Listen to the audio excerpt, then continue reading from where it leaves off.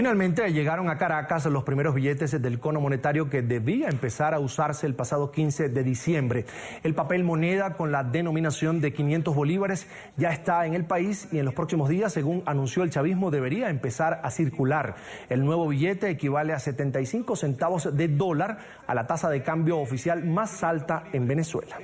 Recibimos 13.5, para el día martes vamos a recibir 11.5 y para el día 27 vamos a recibir aproximadamente 35 millones de piezas, lo cual equivale a unos 60 millones de piezas de 500 bolívares. Todo esto ya está asegurado, repito, por un plan hecho específicamente por el presidente de la República, Nicolás Maduro, un plan B alternativo al que se tenía anteriormente, pero que efectivamente va a garantizar que en un tiempo prudencial, como él mismo lo anunció,